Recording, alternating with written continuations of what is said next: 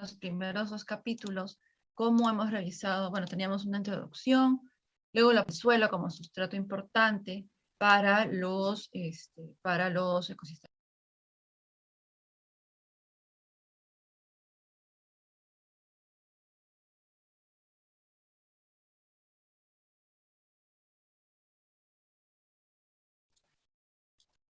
Ya listo. Entonces, vamos a arrancar. A ver, creo que me llaman de administración. Un segundito, por favor.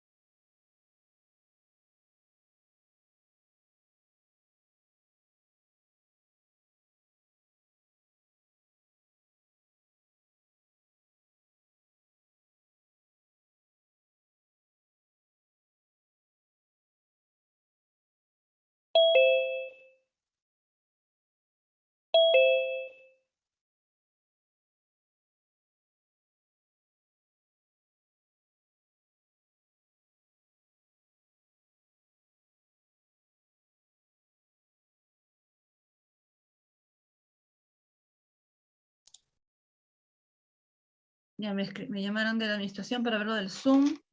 Hay por ahí pantallas abiertas. Si quieren tener sus pantallas abiertas, Xiomina, te estamos mirando por si acaso. ¿Sí? Bueno, espero que me manden. No te preocupes, no te preocupes. Estoy esperando que me manden el código para entrar al link regular. ¿Sí? Entonces vamos a comenzar con lo del curso. Entonces tenemos aquí, vamos a entrar a lo que es capítulo 3. Lo que hemos visto, por ejemplo, en condiciones físicas para la vida, nos va a servir para poder entender cómo son este entorno natural que va a ejercer ciertas presiones sobre los organismos, de manera que estos deben generar algunos mecanismos de respuesta para que sus especies sobrevivan al tiempo. Primero los individuos y luego a nivel poblacional, ¿no? En lo que es ecología del individuo o autoecología, ¿no? Entonces, el primer nivel de integración de la ecología que ya habíamos hablado en el primer capítulo, según recuerdan la definición de Haeckel, tenemos que la ecología como ciencia es una ecología como ciencia que estudia las interacciones de un ser vivo con su entorno, ¿no? Entonces, esto ya nos da nociones de lo que, cuando hablamos de individuo, recordemos que es un organismo vivo, ¿no? Va desde conjuntos de átomos, moléculas, tejidos, ¿no? Hasta que va formando una estructura organizada. Ese es el ser vivo como unidad, ¿no? Cada individuo al que va teniendo un contacto directo con el entorno. Entonces, a partir de la definición de Haeckel nos va quedando cada vez más claro que comenzamos a nivel de individuo y luego vamos a ver cómo esto repercute a las siguientes escalas que evalúa la ecología. Entonces, veamos, ¿qué cosa es un individuo, no? Simboliza todo aquello que no puede ser dividido. No podemos hablar de medio tigre, medio ser humano, medio colibrí o media célula, ¿no? Para que funcione un individuo. Es la unidad más simple de los complejos sociales, ¿no? En términos de complejos sociales podemos ver lo que es la relación dentro de una misma población, no entre individuos de una misma especie, ¿no? Eso sería, y el individuo como tal es esta unidad mínima a partir de la cual se van a dar estas relaciones sociales, tanto dentro de especies, ¿no? Como con otras especies, ¿no? Luego, vemos que es único y repetible, en el sentido de que cada individuo está existiendo en un momento determinado, ¿no? En unas condiciones ambientales determinadas, y aún así tuviéramos, ¿no? Dos organismos idénticos, como por ejemplo los gemelos, ¿no? O estos clones, perdón, me distraigo con los ingresos. Estos dos individuos, a pesar de que tengan la misma carga genética, el entorno, recuerden, hay un papel importante del entorno, ¿verdad? Cómo va a reaccionar, cómo se va a comportar, ¿no? Cómo va, si va a sobrevivir o no, este individuo, ¿sí? Entonces no puede ser copiado e imitado en ese sentido, ¿no? Que cada vivencia, cada entorno donde se va a desarrollar va a ser particularmente diferente para cada uno de estos. Y luego surge un determinado ambiente con ciertas capacidades y un contexto histórico y espacial. Con no haber dos individuos que estén en el mismo tiempo, en el mismo espacio, ¿no? Y esto entonces, por lo tanto, determina lo que encontremos a nivel individual. ¿Sí? Entonces, el individuo como unidad básica de la ecología, unidad mínima, digamos, el nivel mínimo de integración que estudiamos, detecta y responde al ambiente físico predominante, ¿no? Nosotros, así seamos una población de humanos, ¿no? Y humanas, cada individuo, cada uno de nosotros está en función de la temperatura. Algunos sentirán frío ahorita, otros menos frío, otros no tanto, otros más frío. Eso depende de cada uno de estos individuos y la respuesta, ¿no? El nacimiento y la muerte de los individuos son los que impulsan la dinámica poblacional, ¿no? Estos, espérenme, no me han mandado el código. Esto es lo que vamos a hablar de las propiedades colectivas. Cuando hablamos de la propiedad colectiva de natalidad, ¿cuántos individuos se están agregando a la población por nacimientos, ¿no? Y la tasa de mortalidad, lo que vamos a ver en poblaciones. ¿Cuántos individuos están saliendo, digamos, de la población en términos de que ya murieron, aparecieron? Eso va a ser determinante en términos de dinámicas poblacionales. ¿Cómo va cambiando el tamaño de una población con el tiempo? Los individuos de diferentes especies son los que interactúan mutuamente en el contexto de las comunidades, ¿no? Tenemos la relación depredador-presa, ¿no? Por supuesto que va a haber un conjunto por ejemplo, de felinos que están atacando a una cebra, leones, etc. Pero en general se habla de una relación 1-1 entre interacciones, ¿no? Entonces lo analicemos a nivel 1-1, aunque sabemos, porque esto es una unidad de la población, no se puede desligar completamente este concepto de poblacional, ¿no? De especie. Pero estamos hablando de una relación 1-1 como elemental para poder estudiarlas, ¿no? En el proceso de reproducción, el paso de la información genética ocurre con individuos sucesivos, ¿no? Entonces, los padres y madres, en cuanto hablemos de reproducción sexual, ¿no? La madre pasa sus genes al hijo, a la descendencia, o el padre, no el parental masculino, pasa sus genes a la descendencia, ¿no? Entonces es una relación intergeneracional y cómo la carga genética, la información genética va pasando de individuo a individuo, ¿no? O sea, estas genealogías que podemos reconstruir, ¿no? Y sí también nos permite, y esto es muy importante en términos vamos a hablar de Darwin, de la teoría de especies, de la evolución, de la selección natural. Es importante entender este individuo porque nos permite comenzar a comprender los mecanismos que producen la diversidad de la vida en el planeta y los ecosistemas, ¿no? Y los mecanismos que rigen por el proceso de selección natural. Entonces, esto es parte de por qué es importante nosotros estudiar a nivel de individuo. ¿Qué cosa vamos a ver en ecología de individuo? Vamos a estudiar sobre todo tres aspectos principales, ¿no? Lo que es el hábitat, el lugar que habita un individuo, vamos a entrar con más detalle a poder entender qué cosa es el hábitat. El nicho ecológico, que son las funciones que desempeñan en la dinámica del ecosistema, autores que ustedes vieron en la línea de tiempo, que fueron los que plantearon lo del nicho ecológico y nicho multidimensional. Y luego las características estructurales o dinámicas que tiene para cumplir esas funciones. O sea, cuáles son aquellas características que nosotros podemos observar, fenotipos, tanto visualmente o en términos de procesos fisiológicos, ¿no? Producción de enzimas, etcétera, que ayudan a un organismo a adaptarse, ¿no? Por eso la fisiología, ¿no? También es un aspecto importante, una disciplina que se une a lo que es la ecología, la disponibilidad de materia orgánica en ciertas parámetros, cómo la radiación determina, ¿no? Cómo la radiación o intensidad de la radiación determina la adaptación de ciertos organismos, No, déjenme ver si ya me mandaron. Ah, no, todavía no. Ay, es un caos esto. Disculpen, chicos, chicas. Entonces, esos son los tres aspectos centrales que vamos a ver, pero van a poder observar y ver en las clases. Hay varios conceptos relacionados con esto, ¿no? Ya mencioné algunos y los vamos a ir revisando punto por punto. Entonces, vamos a comenzar hablando sobre lo que es el hábitat, ¿no? Que es el sitio donde vive o los sitios donde se espera encontrar a un individuo que pertenece a un sitio, ¿no? Viene del latín habitare, que significa vivir en. Es la Grinnell es uno de los primeros que plantea este concepto de hábitat. Estamos hablando de inicios del siglo pasado, donde habla de la residencia, de la casa, ¿no? Donde un organismo animal o vegetal está encontrándose, en ese caso habla solo de especies animales o vegetales. Y en esta noción, había una noción, a un principio de repente se veía que era solamente el ambiente físico, pero cuando hablamos de hábitat no podemos dejar de hablar del componente biológico, de la biocenosis, ¿ok?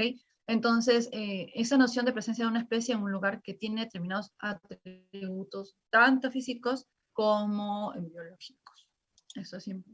A veces nos quedamos solamente con lo físico y no es así. Entonces reúne estas condiciones para que un organismo pueda desarrollarse adecuadamente, cumpliendo sus funciones básicas. Entonces, este concepto está muy relacionado, es difícil separarlo de lo que es nicho ecológico, como ven acá, que es la función, si ustedes recuerdan el concepto de nicho ecológico, aunque vamos a ir un poco más en profundidad, y lo que es la adaptación, ¿no? ¿Cómo pueden desarrollarse adecuadamente?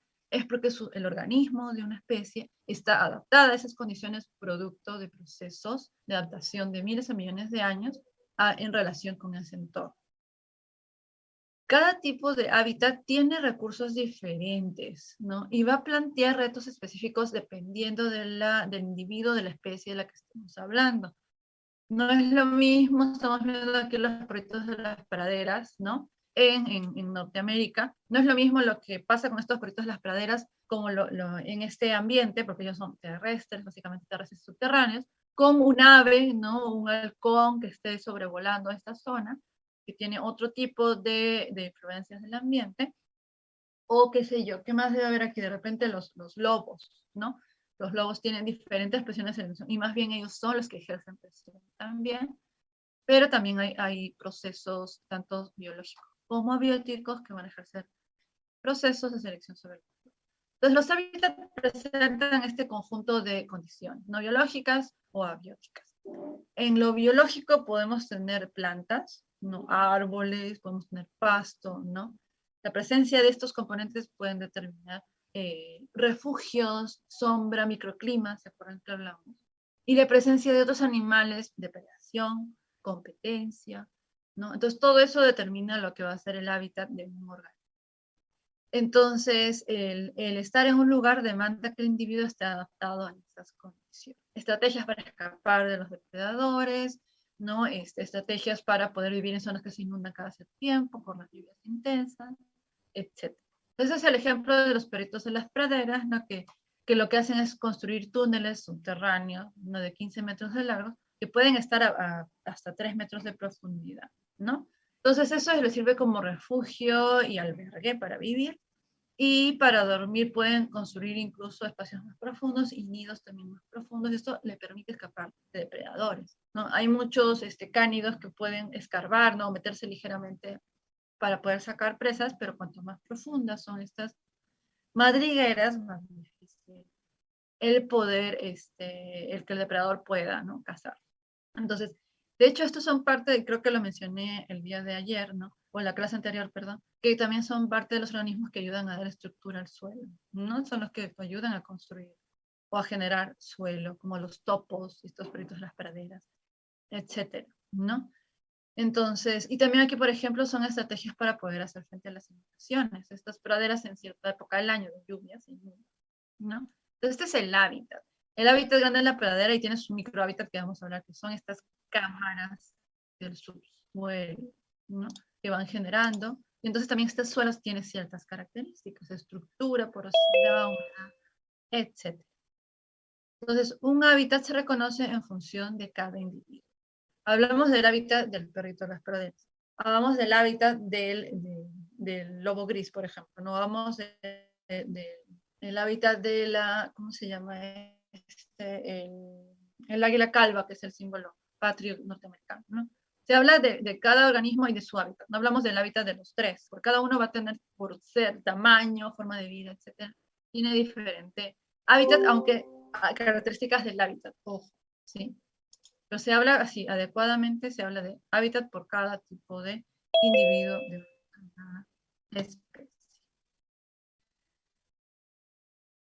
Lo que sí puede ocurrir es que en el transcurso de la vida de un organismo puede hacer uso de diferentes hábitats, como ocurre con los anfibios, ¿no? En los estadios reproductivos iniciales, o desde que es un embrión, hasta antes de desarrollar, cuando ya están por desarrollar en los pulmones completamente, los anfibios son completamente acuáticos. Y luego ya salen a la superficie terrestre. Entonces sí es posible en algunos casos, ¿no? Como que tengan más de un hábitat en diferentes estadios de su vida. Entonces, el hábitat de una especie puede estar en un ecosistema, en una parte o en muchos ecosistemas, ¿no? Luego vamos a hablar de que hay organismos que son generalistas, entonces viven en muchos ecosistemas, y otros que son especialistas, que viven en pocos ecosistemas. Entonces tienen hábitats muy grandes y otros que tienen hábitats muy reducidos. Luego, en términos de la escala, estábamos hablando también, y que por eso es importante definir por cada una de las especies, hablamos de lo que es el macrohábitat y el microhábitat. En el macrohábitat, si ustedes observan que esto está al revés en términos de relación con el texto, el macrohábitat es este hábitat muy extenso, ¿no? Y que puede presentar variación del ambiente, que contiene muchos nichos y soporta una gran cantidad de flora y fauna. Entonces vemos una relación o una diversidad de organismos, una diversidad de microambientes o de variaciones de temperatura, humedad, precipitación, puede ser, ¿no? Pero que definen el macrohábitat. Por ejemplo, en este gecko, no, en este gecko, esto nos hace pensar en un bosque tropical húmedo, ¿no? Un bosque tropical húmedo. Entonces, este hábitat del gecko es un bosque tropical húmedo, es el macrohábitat, el gran, ¿no? Pero si hablamos del microhábitat, son estas grietas dentro de las rocas que les sirven tanto como protección, ¿no? Como madriguera, ¿no? Etcétera. Y eso es lo que se refiere al microhábitat, ¿no? Es la parte más pequeña del ambiente que alberga flora y fauna distintiva, como un tronco caído de un bosque o un huequito en un árbol, ¿no? Una grieta en una roca. Eso va a ser el microhábitat. Porque esa grieta en esa roca tiene temperatura baja, pero tiene niveles de humedad importantes que requiere este tipo de organismos, ¿no? Le brinda protección, entre otras cosas. Pero esta grieta en la roca está por ejemplo, en esta montaña, ¿no? Puede estar en uno de estos lados de la montaña rocosa, pero todo esto de aquí es el macro. Entonces, distinguir lo que es macro de micro, ¿ok? Luego, ¿no? Luego tenemos lo que es el hábitat potencial y el hábitat real. Les dije, chicos, que no siempre grabo toda la clase. De repente grabo la segunda parte de la clase, ¿sí? También entonces ustedes deben tomar notas de lo que estoy hablando. Hay dos aspectos, ¿no? Y sí les pido siempre que me avisen cómo va la red, ¿sí? Un segundo para ver si se solucionó lo del código para ver, porque esto se va a cortar en un ratito.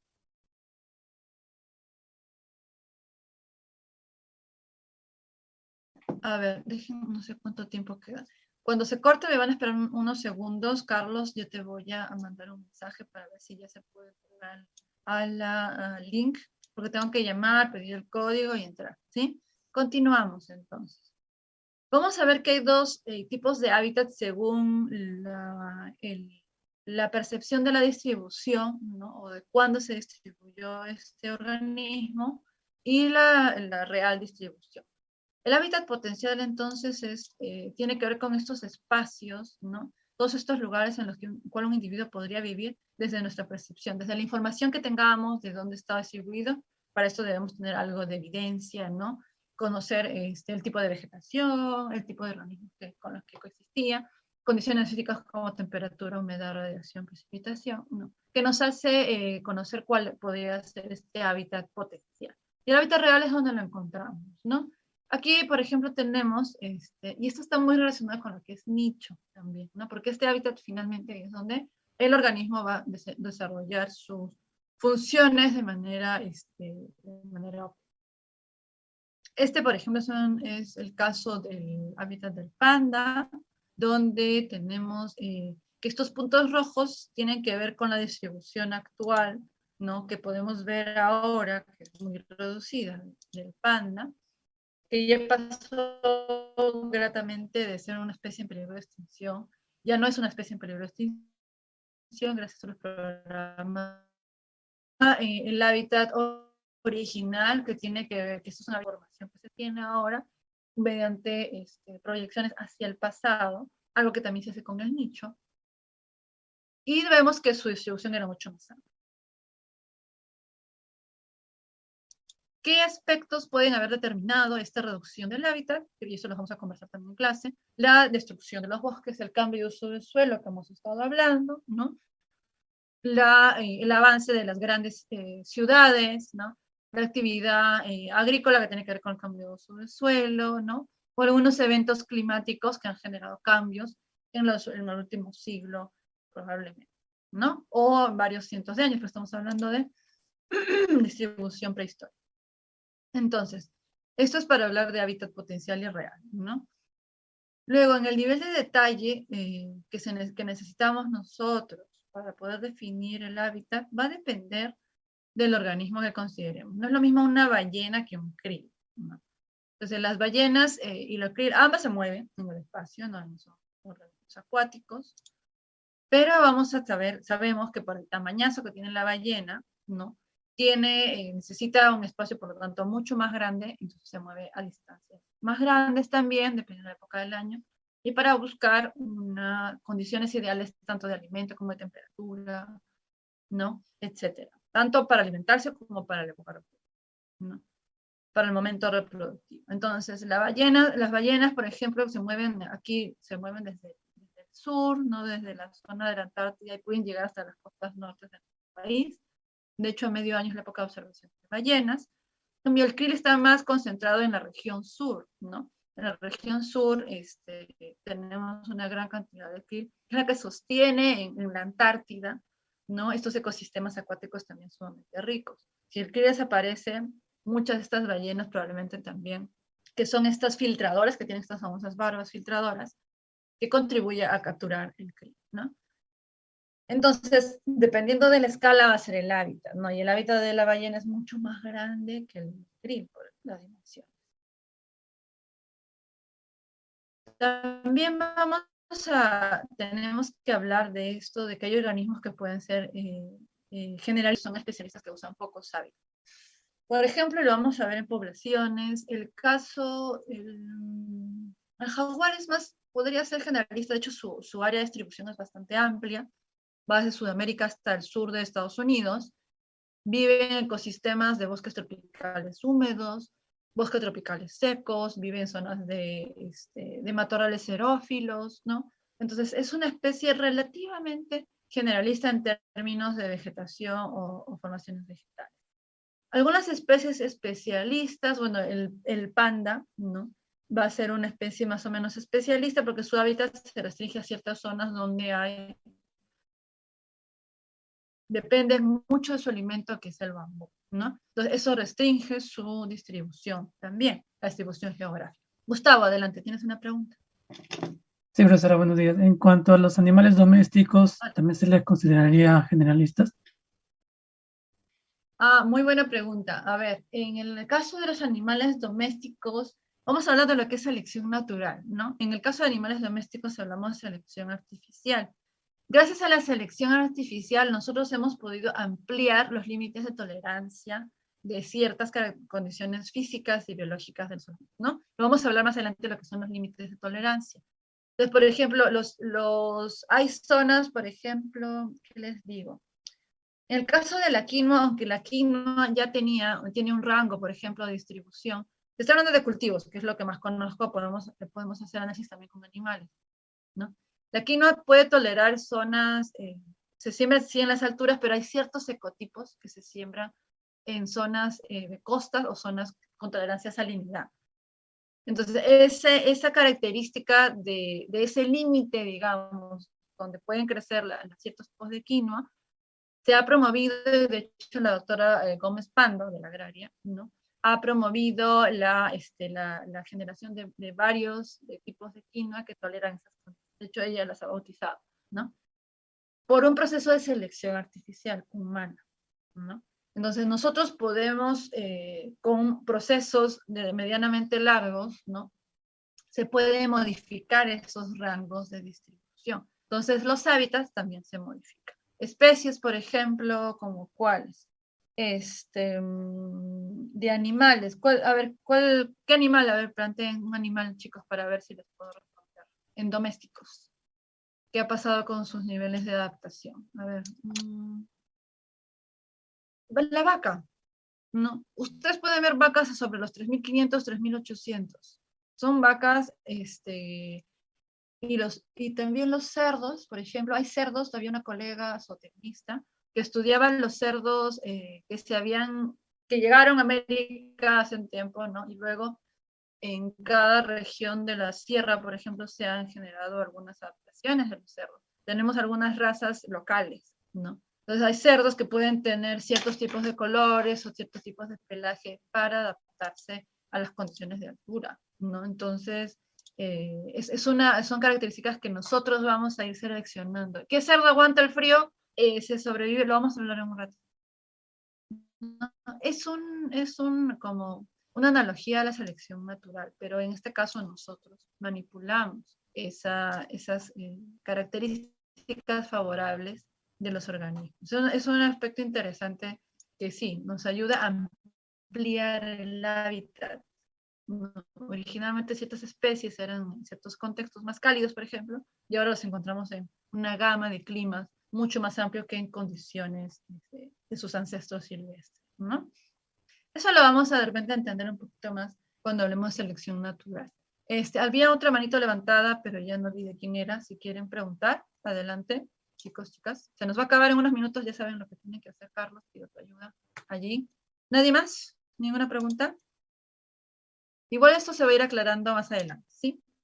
Voy avanzando para tratar de que hemos perdido unos minutitos. Bueno, otro aspecto de los individuos tiene que ver con cómo los individuos se mueven en el espacio y cómo esa movilidad de los individuos, esa capacidad de poder desplazarse, que tiene que ver con lo que se le llama la viabilidad poblacional. ¿Qué quiere decir la viabilidad poblacional? Que los individuos en su conjunto, dentro de una especie, conforman una población, puedan en el tiempo reproducirse, sobrevivir y que esa población no se reduzca y desaparezca, ¿no?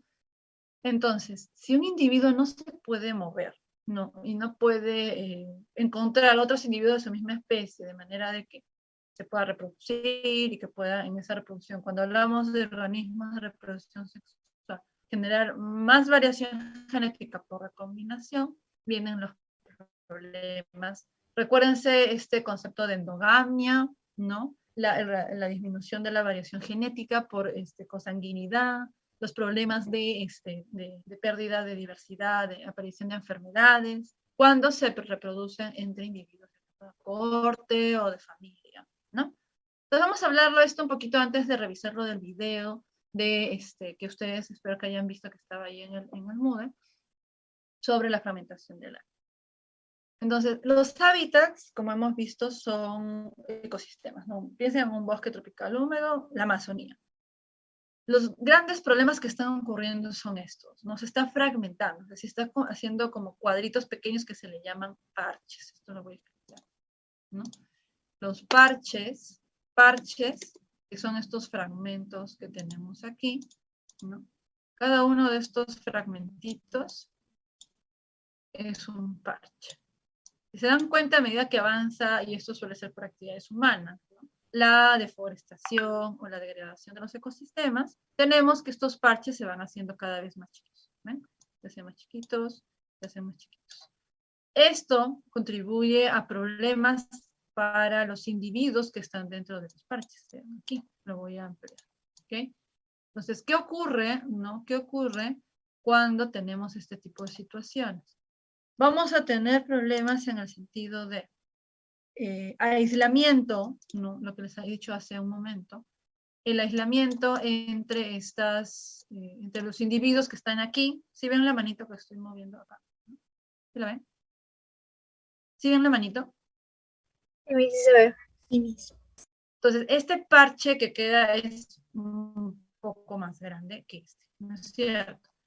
Entonces, pero ¿qué pasa con los individuos que están aquí adentro? ¿No? Digan un ratón que está aquí, está un poco más protegido de las presiones de la naturaleza que puede ejercerse ahora que hay un borde mucho más grande, ¿no? Y ahorita vamos a lo que es borde. En cambio, en este caso tenemos ratones acá y es más fácil que estas presiones del ambiente ingresen. ¿Qué tipo de presiones podemos encontrar aquí? Alguien que mencione una o dos, chicos, chicas. ¿Qué tipo de presiones de la naturaleza tendremos sobre esos pobres ratones que están cada vez más con menos hábitat en dónde vivir? ¿Qué presiones tienen que continuamente o sobrevivir los ratoncitos, por ejemplo? ¿Alguien? Vamos, ¿qué pasa con esos ratones? Gustavo. Profesora, ¿podría ser el viento? El viento puede ser uno, pero no es tan determinante en la sobrevivencia del ratón. ¿Qué otro factor podría ser? ¿Para Smith? Están como muy susceptibles a que vengan otros predadores, las aves, por ejemplo, y no tienen lugar más para escabullirse o esconderse. Así es, ¿no? Entonces es más fácil que un ratoncito sea visto por un ave aquí, ¿no? De repente está más visible porque tiene más luz, ¿no? Porque está mucho más cerca del borde que aquí. Tiene todavía un colchón de hábitat, de lo que sea, ¿no? Vegetación, hojarasca, todo que le protege. O sea, el bosque es un refugio, ¿no? Porque el dosel, las copas, están cerradas, entonces la visibilidad, la sombra es alta, la visibilidad es baja, mucha sombra, baja visibilidad. Entonces, aquí están más protegidos que aquí. Obviamente que lo ideal sería que todo fuera verde, pero lamentablemente esto es lo que ocurre, ¿no? Entonces, la fragmentación del hábitat genera una mayor vulnerabilidad en los individuos, mayor probabilidad de muerte, y otro aspecto es el aislamiento. Imagínense que este ratón quiere pasar para acá. ¿La hace o no la hace? ¿Qué dicen? ¿Quién tiene mayor posibilidad de pasar? Bueno, o en realidad creo que tiene posibilidad, pero ¿ustedes qué creen? ¿Será para un ratón fácil atravesar este campo abierto para llegar y encontrarse con un macho de aquí, con una hembra de aquí? ¿Será posible? ¿Cómo la ven? No, sería complicado. Sería bastante complicado porque está recorriendo todo un área de suelo desnudo donde no tiene protección de los depredadores, leanse estas aves que ustedes dijeron, ¿no? Y fácilmente pueden morir. Entonces, ¿qué pasa? Lo que se le llama el aislamiento, ¿no? El aislamiento. Entonces, los individuos de este parche A, ¿no? De este parche A, de este parche A, con los individuos de este parche B, no se van a poder reproducir. Y entonces, ¿qué ocurre? Los procesos de endogamia, ¿no? Los individuos de esta zona tienen que reproducirse obligadamente con estos, y los de este parche con estos, ¿no? Ahí vienen los procesos de endogamia. Y entonces quiere decir que en el futuro estas poblaciones no van a ser viables, ¿no? Por estos problemas de consanguinidad, enfermedades. Entonces, lo que ocurre es que hay un grado de aislamiento, no hay movilidad, se reduce la movilidad porque hay un alto riesgo de, en este caso, con un animal tan chiquito, de depredación. No es lo mismo un jaguar que se mueva de aquí para acá, ¿no? Que un ratón. Pero en el caso del jaguar, ¿qué va a pasar? Eso influye, por ejemplo, en la reducción de la disponibilidad de sus presas, ¿no? Porque en el hábitat del jaguar, el hecho que erradiquemos gran cantidad de bosque implica que se vaya una gran cantidad de alimento para el jaguar, ¿no? Depende de cada uno de estos organismos y de su hábitat. Hablamos del hábitat del jaguar, que es otra mirada del hábitat del jaguar porque es más amplio, ¿no? Y el de los ratones de repente es mucho más chiquito el hábitat del ratón. Entonces, se va a generar cierto nivel de grado de aislamiento y una reducción de la habilidad de la biota, de los seres vivos, de dispersarse. Nomás déjame terminar la idea, Carlos. En el caso entonces, lo que va a ocurrir, ¿no? Tenemos pérdida del hábitat gradual, ¿no? Subdivisión y aislamiento, y el perímetro, y hay una relación diferente entre el perímetro, ¿no? Entre el borde y la superficie. Vamos a tener más borde y menor superficie a medida de que estos parches se reducen, y entonces hay un mayor efecto de borde que ahorita vamos a ver. Entonces hay mayor número de pérdida de individuos a medida que el hábitat se va degradando, y está limitada de distribución. Carlos, dime, creo que se va a acabar el tiempo, no sé si era eso o otra cosa. Carlos. Sí, vamos a intentar, lo que pasa es que el Meet jala mucha red, ¿no? Y no suele jalar con mi red. Entonces voy a de una vez avisar a este sitio para que me manden el bendito código para ya durar las otras 2 horas. ¿Está bien? Si se corta...